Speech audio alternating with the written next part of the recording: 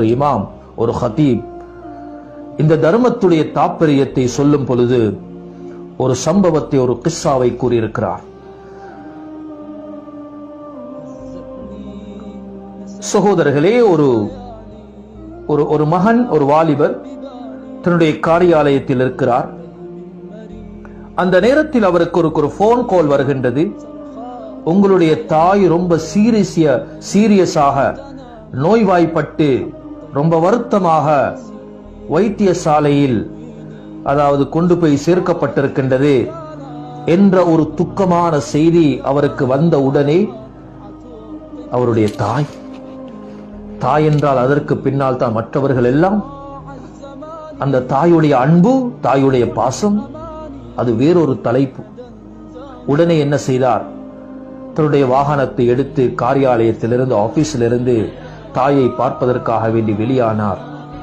வெளியாகும் பொழுது அவர் ஒரு பெட்ரோல் அடிக்க வேண்டிய தேவை ஏற்பட்டது. உடனே அந்த பெட்ரோல் ஷெட்டில் காரை நிறுத்தாட்டி பெட்ரோல் அடித்துக் கொண்டிருக்கும் பொழுது 2 பூனை குட்டிகள், 2 அல்லது 3, அவர் இவ்வாறு சொல்லனார், பூனைக்குட்டிகள் பசியின் மூலமாக அங்கும் இங்கும் தடமாறிக் கொண்டிருந்தது. இந்த காட்சியை கண்ட இந்த வாலிபர் உடனே பக்கத்தில் இருந்த அந்த மார்க்கெட்டுக்கு சென்று பூனைக்கு தேவையான உணவுப் பொருள்களை வாங்கி கொண்டு வந்து அந்த பூனைகளுக்கு உண்ண கொடுத்தார், தர்மம் செய்தார்.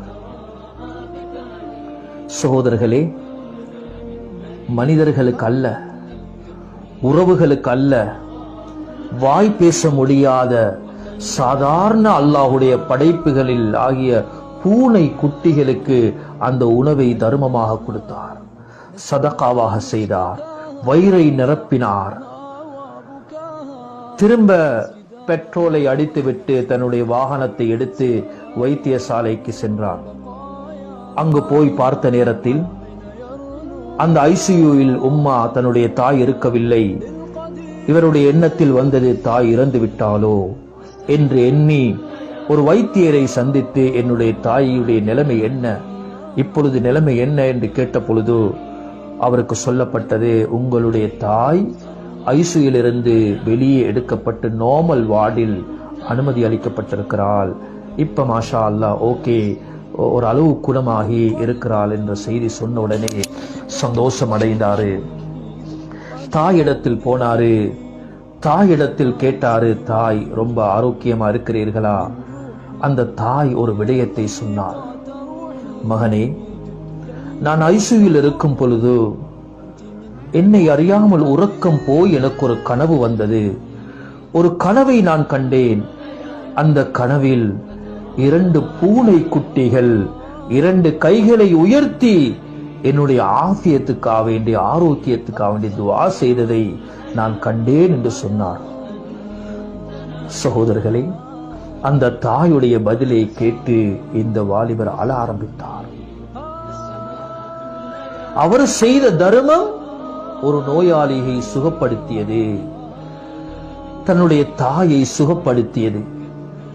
எனவே சகோதரர்களே, எங்களுடைய ஆரோக்கியத்தை பாதுகாக்க வேண்டுமா? எங்களுடைய நோயாளிகளுடைய நோய்களை வெட்டும் ஆரோக்கியத்தை கொடுக்க வேண்டுமா? மிகப்பெரிய ஒரு அமல்தான் தர்மம், சதகா.